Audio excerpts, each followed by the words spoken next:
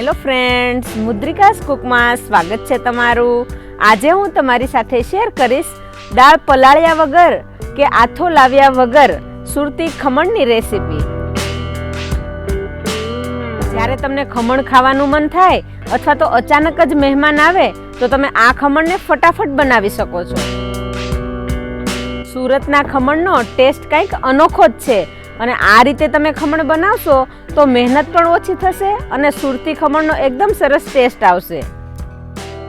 તો ચાલો સુરતના ફેમસ ખમણ બનાવવાનું શરૂ કરીએ।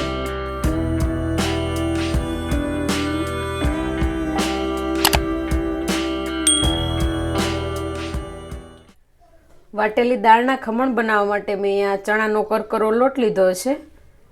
આ રીતનો જે આપણે લાડવાને એવું બનાવીએ છીએ એ રીતનો લોટ છે। અને જો તમારી પાસે લોટ ન હોય તો તમે ચણાની દાળને આ રીતે દળી શકો।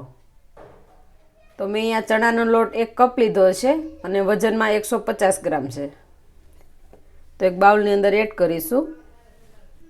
ખમણને એકદમ પોચા બનાવવા માટે મેં અહીંયા 20 ગ્રામ ચોખાના પૌવા લીધા છે। આપણે જે બટેકા પૌવા બનાવીએ છીએ એ જ પૌવા છે। તો આને મિક્સર જારની અંદર ભૂકો કરી લઈશું। પૌવાનો પણ આ રીતનો કરકરો ભૂકો થઈ ગયો છે। હવે એને પણ બાઉલની અંદર એડ કરીશું। હવે આની અંદર 2 ચમચી આદુ મરચાંની પેસ્ટ એડ કરીશું। સ્વાદ પ્રમાણે મીઠું એડ કરીશું। અડધી ચમચી હળદર, ચપટી હિંગ। હવે બધું મિક્સ કરી લઈશું।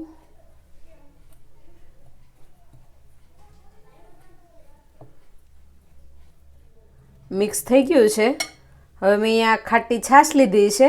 આપણે અહીંયા ઠંડી છાશ નથી લેવાની, તો મેં અહીંયા 1 કપ છાશ લીધી છે। આપણે આની અંદર એડ કરીશું। 1 કપ ચણાના લોટની સામે આપણે 2 કપ જેટલી છાશની જરૂર પડશે। થોડી થોડી છાશ નાખીને આ રીતે બેટર બનાવતા જઈશું।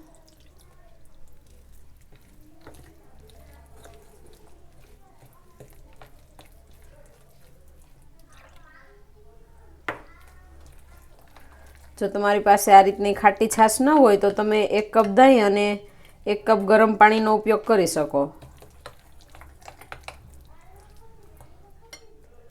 મિક્સર ઠીક છે, હજી આપણે બીજો કપ પણ એડ કરીશું।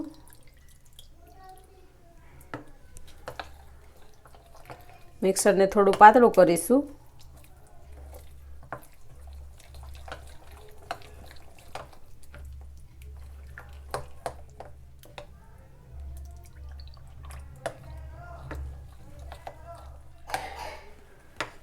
તો આ રીતનું બેટર બનાવવા માટે મેં 2 કપ છાશ એડ કરી છે આની અંદર। તો આ રીતનું બેટર તૈયાર થઈ ગયું છે।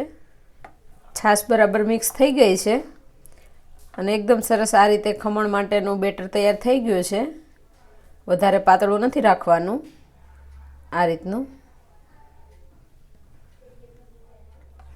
ખમણ માટેનું બેટર તૈયાર થઈ ગયું છે। હવે મેં અહીંયા 2 ચમચી તેલ લીધું છે, એ એડ કરીશું।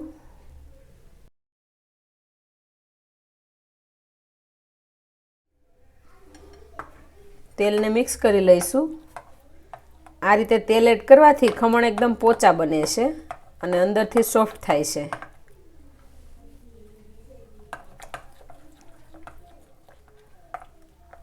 ખમણ માટેનું બેટર તૈયાર થઈ ગયું છે। હવે આપણે આ બેટરને રેસ્ટ આપીશું। તો અહીંયા 30 મિનિટ માટે આપણે ઢાંકીને મૂકી દઈશું। 30 મિનિટ જેવું થઈ ગયું છે। બેટર આ રીતનું થઈ ગયું છે। બેટરને આ રીતે હલાવી લઈશું ફરીથી એકવાર। અત્યારે જો તમને એવું લાગે કે બેટર વધારે થીક થઈ ગયું છે તો એની અંદર છાશ નાખીને થોડું પાતળું બનાવી શકો। અને જો વધારે પાતળું થઈ ગયું હોય તો થોડો ચણાનો લોટ એડ કરી અને થીક બનાવી શકો। તો એકદમ સરસ આ રીતનું બેટર તૈયાર થઈ ગયું છે। તો હવે ખમણ બનાવવા માટે આપણે 1 ચમચી ઈનો એડ કરીશું। તો હવે આની અંદર 1 ચમચી ઈનો એડ કરીશું। ઈનોની જગ્યાએ તમે ખાવાનો સોડા પણ લઈ શકો। ઈનોને એક્ટિવેટ કરવા માટે થોડો લીંબુનો રસ એડ કરીશું એના પર।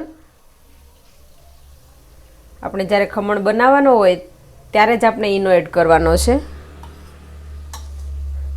હવે મિક્સ કરી લઈશું. આ રીતે એક જ દિશામાં આપણે હલાવીશું.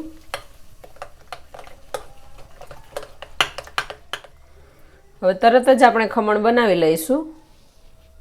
તો હવે ખમણ બનાવવા માટે મેં અહીંયા તેલ લગાવીને એક ડીશ લીધી છે. એમાં બેટર એડ કરીશું.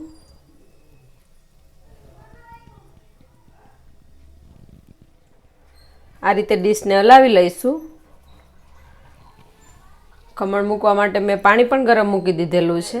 ડીશ એમાં રાખી દઈશું. પાણી ઉકળી ગયું છે. હવે આપણે ડીશને એમાં રાખી દઈશું. ગેસની ફ્લેમ હાઈ રાખીને ચડવા દઈશું. 15 મિનિટ જેવું થઈ ગયું છે. ખમણ ચડી ગયા છે. હવે ગેસની ફ્લેમ બંધ કરી દઈશું. ખમણ ચડી ગયા છે કે ચેક કરી લઈશું. તો એકદમ સરસ ખમણ ચડી ગયા છે. હવે આપણે ઠંડા પડવા દઈશું. ખમણ ઠંડા પડી ગયા છે. ચાકુની મદદથી આ રીતે થોડું કાઢી લઈશું અને હવે ટુકડા કરી લઈશું. તો આ રીતે તમારે જે સાઈઝના ટુકડા કરવા હોય એ રીતે કરી શકો. હું અહીંયા થોડા મોટા ટુકડા કરું છું.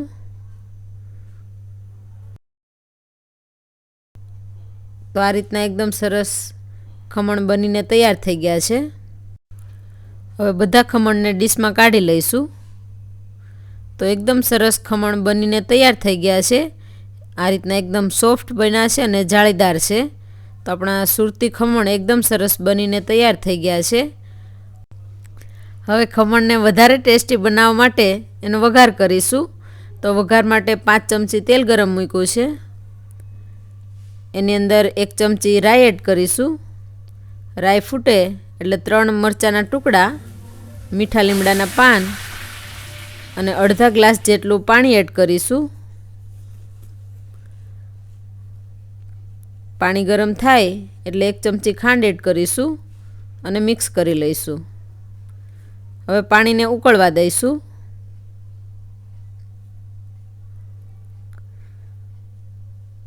પાણી ઉકળી ગયું છે. હવે ગેસની ફ્લેમ બંધ કરી દઈશું. ખમણ પર વઘાર એડ કરીશું.